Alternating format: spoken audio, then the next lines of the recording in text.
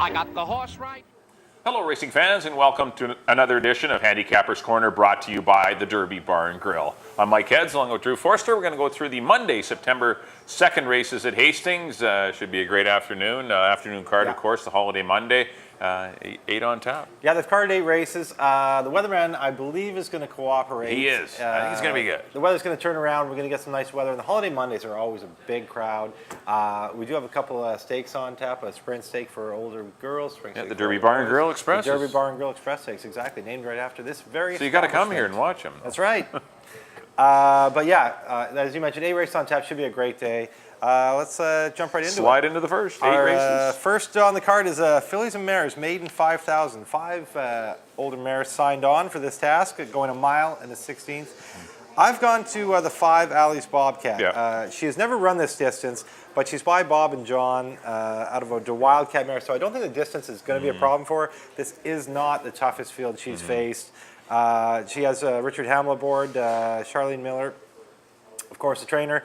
The second spot I put Counterfeit LK for Rob Maben. The race she ran 2 back is going to put her right in the thick of this, right behind Triple Witching Hour. As I mentioned, not a very tough field. The toughest part about this field is trying to pick one. Really? And in the third spot, I put Ringette. Decent run, our third run last time behind Nana Mac and Cheeky Cheetah. A little bit behind those, but either Nana Mac or Cheeky Cheetah would look awfully good in here. So I put Ringette in the third spot. Yeah, I went to counter. I got the same 3, but I went to Counterfeit LK on top. That would surprise me. You know, horse kind of got shuffled back a bit early, and there was not a whole lot of pace going. She can show some early speed. This horse can be better than it was. If you go 2 starts back, that's a winning race at this level. Yeah. And I just think this horse might. You know, Scott Williams takes over in the irons. I don't mind that at all. And I'm going to try Counterfeit LK to win it. Alley's Bobcat, I agree with you. You know, big chance in this race, and certainly bred to stay the trip. So I put him in the second spot, or her in the second spot, and I put the 3 Ringette for third. I went 4, 5, and 3 in the Monday opener. On to the second race, $25,000 older horses. I got 5 Colts and Geldings, 1 mare in here, and a lot of horses taking jumps up in class. Got a 5 grander, a 7,500 claimer. All taking multiple jumps up in class to run long. The season. Wow, yeah. I went to Ruffy Joe. Drops out of an on-2. Allowance race. Didn't get beat very far, obviously, to Twist Grips and some Milky Joy, but this horse can route. You know, both of the horses' routes this year have been in some pretty tough races, and I think this is the easiest assignment for Ruffy Joe to date. So I'm going to try him to win it. Can't seem to get an on-2 allowance to go long, so he's going to go in this 25 against older horses, but I don't think he's facing a tough crew. He's going to have to beat Stratify, but this horse is in and out of racing. Seems to miss some time, but this horse is definitely the best horse in the race. The most gifted horse is Stratify. Absolutely. If he decides to run the A race, it's over. He's going to win by 10 because that's how good he is. Yeah. But I've put him in the second spot, a little concerned. And I put the 6th horse, the mare, PS Touchdown, in for third. We watched Queen's Vicar beat the boys in a 17-5 the other day. I wouldn't recommend running mares against the Colts all the time. She crushed them. But PS Touchdown, hey, I mean, you got to beat a lot of these anyway. I think she's as good as anything. If she gets left alone on the lead or close to the lead, she could be dangerous as well. Absolutely, she's a nice mare. I went 4, 5, 6, but I do like Ruffy Joe. I agree with you on Stratify that he is probably the best horse in the race. Horse. But because he is kind of missing, he's tough to get a handle on. I actually left him off the ticket. I put Shintoism, the other Cindy Krasner runner, in here. A great third for 25, going long. 2 starts back by Tonka's Charm. Only got beat ahead by Bear Rock and Roll. It was always very tough at this level. Then he tried the BC Cup Classic. I know, I have trouble with I was almost going to say the Breeders' Cup Classic, which would be a fair bit tough for him. The BC Day, the Red Cup Classic, he tried that. Wasn't much of a match for those, but didn't get beat a long way, so he was kind of mid-pack. Now he cuts back to 25, going long. I don't mind Shintoism in here at all. Leading rider, Amadeo, sticks with him. The second spot, I put Ruffy Joe, your top pick, absolutely. Coming out of an allowance race, it wasn't on 2, but I think Twist Grips and those are probably a little bit better, maybe class in these horses. And in the third spot, I put PS Touchdown, same one as you, the mare. I don't mind her at all in here. And Cindy's got a good chance. She saddles the 2 and the 6 in here, Cindy Krasner. Yeah, I got her picked first and third. And PS Touchdown's been running very good since being united with jockey Robert Skelly. The last 3 races, they're all nice buyers, good races, and hasn't gotten beaten very far by horses like Trelawney and Go Sail Go. Those are top mares. Those are stake mares. Yeah, so I don't mind PS Touchdown here at all. I have 2, 4, and 6. On to the third, Fillies and Mares, 12-5. This seems to me to be pick 'em between 2 horses. I went with Awesome Plan, the 2-horse of the Troy Taylor barn. She's already won a stake this year at Edmonton. They dropped her in out there for 25, and she absolutely ran away from the field. It shows only won by a couple, but she did it very easily, went in hand. Ran her again in a stake against Saturday Night Ride, Madeira Park. She ran third, was well beaten by Saturday Night Ride, but Saturday Night Ride was probably the best mare on the grounds there. Then they put her in optional 35. She got speed of length, but now in for 12.5. I think that makes her very tough. The other one that's very tough in here that is also dropping into 12.5 is Lasting Spice, having a very good year. 4 starts, 2 wins, a third. Has already won for 25 this year. Ran against the boys last time. She couldn't get a race to go. They like to run her long. It's been very tough to find a long race for this mare. So the runner against the boys against Gambia, Broward County, that was a tough assignment for her. But now she drops in for 12.5. I think she's very live in here. Those are the 2 horses. Trying to pick the 3rd horse is where the chore comes in. I went to Mercado. That's not a bad pick. I like her. Yeah. She ran against the boys last time. She's another one that ran against the boys last time in the same race. Exactly. Nose apart. Out of a good friend of the Derby, Ken Johnson, owns Mercado. But yeah, I see it 2 and 5 as a 2. But yeah, I like Mercado too. I got 2, 5, and 3. Yeah, I went 5, 2, 3. I think Lasting Spice. This is a great spot for her. Didn't come up very tough at all. She can sprint. She can go long, and down for 12.5. She's going to be dangerous. I put Awesome Plan in for second, returning from Edmonton. Those are easier horses in Edmonton. Yeah, they are. But it's 12.5. She's going to have to run to beat Lasting Spice. And I put Mercado, that was a big race last time going a mile 16th. That close to some fast fractions. Yeah. And it was only a nose away from Lasting Spice because they do exit the same race. So I went 5, 2, and 3 in the 3rd. On to the 4th race. Get some non-2s here, 4,000 claimers. Going 6.5 furlongs. I landed on the 4, Checker Plate, who looks like the horse to beat. Good runner-up effort to game 7. Was on a 4-ply speed duel. There was a pile of them. Everyone in that race wanted to go to the front. This horse fended everyone off except the horse that came from last. Everybody else fell apart Game except 7 for him, came from last. So that was a big, big effort. Far better than maybe it reads on paper. But Checker Plate's your horse to beat. Put the 6 Scamming in for second. I thought a pretty good run behind Kai's Command in 14.40. Yep. That was the first run in a month and a half or a couple of months. So I think Scamming is going to offer a little bit more and be a little better this afternoon. And I put the 3-horse Excess Dividend. Not a horse I like at all, but you got to pick someone for 3rd, and looked like the best of the rest to me. But I do like the 4 and the 6. Those are my 2 top horses. Then I think it really drops off to the 3rd horse, which would be the 3-horse Excess Dividend. I went 4, 6, 3. I got the same horses. I got Checker Plate on top. Absolutely, he's the horse to beat in here. I had Scamming in second, but I ended up going with Excess Dividend just because I like the second behind our last call last time in the 4-on-2. So. And he was ahead of 14.40 beat Scamming. But as you mentioned, he'd been off a little while, so I couldn't really choose between those 2. I ended up going with Dividend in the second, and Scamming in 3rd. Same horses. I just flip-flop your bottom 2. I got 4, 3, and 6 in the 4th. On the 5th, 3-year-olds and up, maiden optional 30,000. This is an interesting race because there's a lot of first-time starters in here. I went with the horses who have form. I went with Stevenson Ladd on top. 2 nice seconds to start his career. A good second behind Leo's in the House, and then a good second behind Peyton's Best, where they went in 16 and 4 that day. Peyton's Best ran very well that day, and he was closing into him. So I like Stevenson Ladd. In the second spot, I put Captain Salt. A few good runs early on. Been a little disappointing lately, but it's tough to tell how tough this race is because there is a lot of first-time starters. So I put him in the second spot.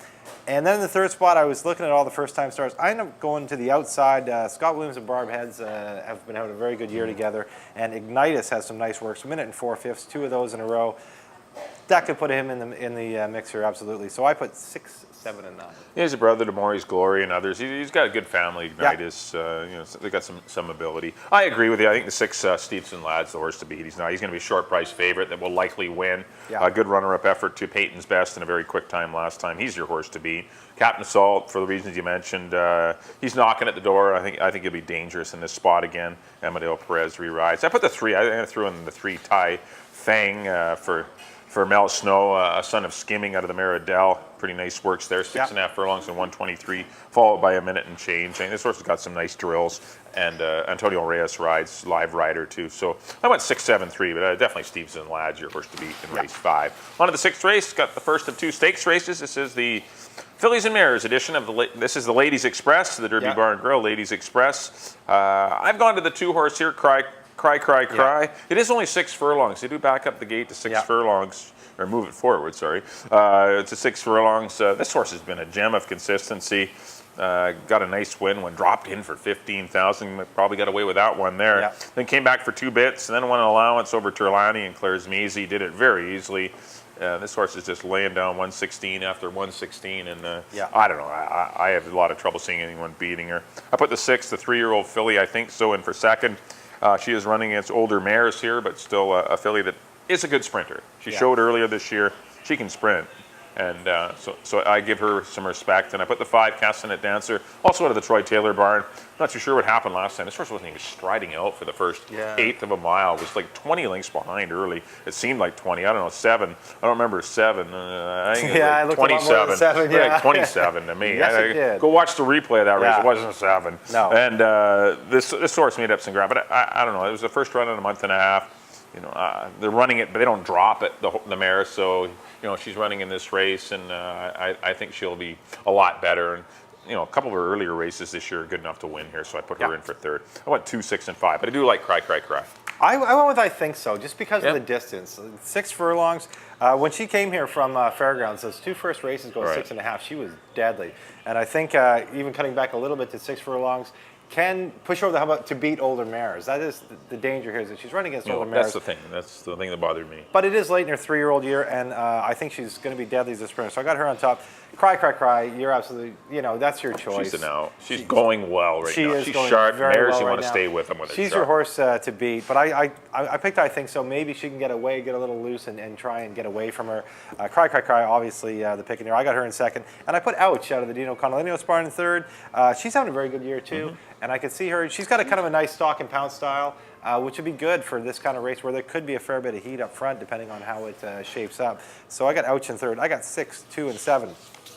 I know breeder Rolly Embry, who was here the other day. Yes. Well, he's cheering for Ouch to win. He's got the half brother, half sister in the sale. Exactly. So get some black type for her. I know, it'd be good for that. And on to the 7th race. This is the boys' end of the Derby Bar and Grill Express Steak for older boys.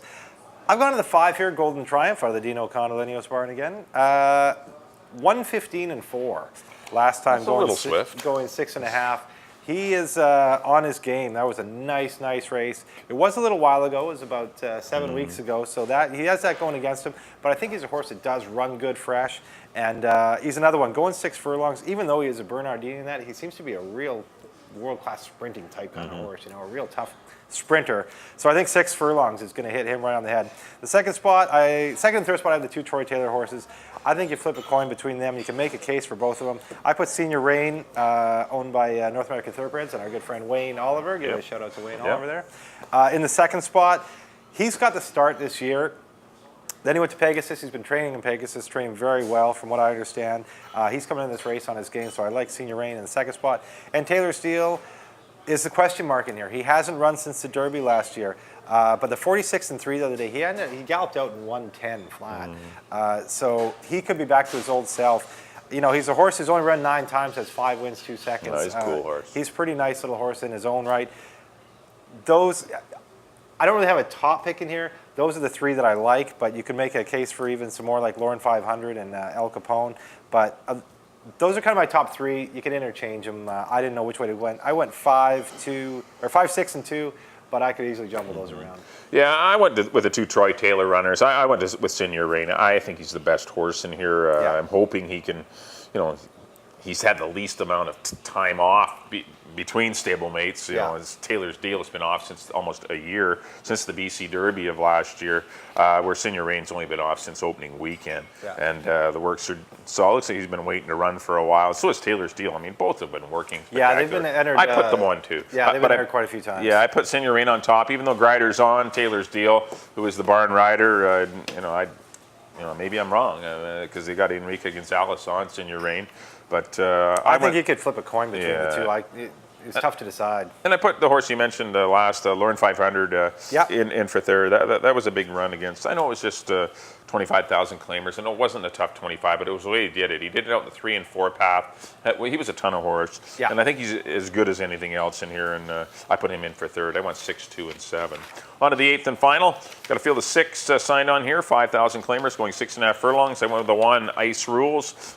Should get the nice pocket trip in behind the speed, which appears to be the 4 Swiss Arrogant and the 6 Dog Rock. Maybe even Principe's Herbie will get in the mix. But I think 4, 5, and 6 go out there. The 1 Ice Rules gets the perfect stalking trip, and I think that could be that could be the position that gets him the win. He's a pretty cool horse. He's won a couple times already this year. He's run big races. The only time he's off the board, I think, was when he ran long. But he's been a consistent sprinter all year. I put the 3-horse Navajo Knight, who woke up with a big performance last time. I know it was against easier company, but I'm going to give him another shot. I'm going to put him in for second. And Raising Memo, who ran... Seems like just the other day. It was the other day. As of taping, he ran 2 days ago. Well, he's back. Gets to get. Other horses can't get in for months, and this guy can get back in 4 days. That's pretty good.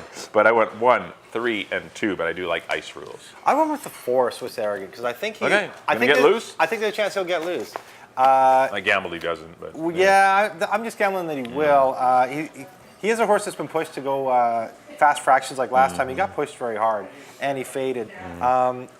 If he can get clear and Greg can slow him down a little bit, he will be very tough. He's not running against Arkhill and Funny Face. Horses, I think, are maybe just one little step above these. So I went with Swiss Arrogant as a bit of a price on top. Ice Rules, as you mentioned, a hard knock and very honest horse. He's having a good year. 7 starts, 2 wins, 2 seconds. 5 of 7 in the money. And the third spot, Raising Memo, as you mentioned, right back in less than a week. But... He's a closer. He's a closer, so I could see him coming. Puts in a little late run. Exactly. They can run back, those type of horses. Speed horses is tough to come back in 4 Exactly, days. but this one, he just kind of takes it easy on himself and runs down the lane. So I can see him getting up for third. I got 4, 1, and 2. That'll do it for our analysis of the September 2nd, Labor Day, Monday, September 2nd. Lovely Labor Day, 150 first post. That's right, 150 Next up on screen will be a quick look at a recap of our picks, and here come my picks up on screen. I got like a lot of 4s, early 4s and 5s. First race went to the 4, Counterfeit LK, 4, 5, and 3. And race number 2, I went to the 4, Ruffy Joe, 4, 5, 6. Race number 3 went to the 5, Lasting Spice, 5, 2, and 3 for me in the third. Fourth race number 4, Checker Plate, 4, 6, and 3. Fifth race, number 6, Stevenson Lad. I got a few favorites here. I'm looking at a good ROI here for me. I know, I'm big, covered in chalk dust. 6, 7, and 3 in the fifth. Sixth race, number 2, Cry, Cry, Cry over the 6 and 5. Seventh race, number 6, Senior Rain over the 2 and 7. And the 8th and final, number 1, Ice Rules. I'm going to go with a 1, 3, and 2. On my picks, in the first race, I went to the 5, Alley's Bobcat over the 4 and the 3. In the second, I went to the 2, Shintoism over the 4 and the 6. In the third, I went to the 2, Awesome Plan over the 5 and the 3. In the fourth, I agree with Mike on number 4, Checker Plate over the 3 and the 6. In the fifth, again, I'm with Mike on number 6, Stevenson Lad over the 7 and the 9. In the sixth race, I went to number 6, I Think So over the 2 and the 7. In the seventh, I went to number 5, Golden Triumph over the 6 and the 2. And then I kept the 8th. I went to number 4, Swiss Arrogant over the 1 and the 2. All right, thanks everyone for joining us here on Handicappers Corner from the Derby Bar and Grill. Once again, early post, 150 on the Holiday Monday program. Our next live cards will be Saturday and Sunday, September 7th and 8th. Big weekend though, Drew. We, of course, on the Sunday, we got a whole pile of stakes action. We have a bunch. We have both futurities for the boys and girls. We have the older boys, the older girls. We have the Oaks and the Derby. Something called the Derby. That's right. Our something called an Oaks, and there's 6 stakes races for all the divisions. Next Sunday, that's September the 8th. But we, of course, we race September the 7th, the Saturday as well. Both days at 150. So get back to our 2 days, our Saturday, Sunday. Days, We'll get off the Wednesday, Friday, Monday stuff. We're into the Saturday, Sundays for quite a while. Once again, thanks everyone for tuning in. We really appreciate it. We wish you lots of luck in your wagers on the Holiday Monday program. On behalf of Drew, thanks for tuning in. We'll see you next time here on Handicappers Corner.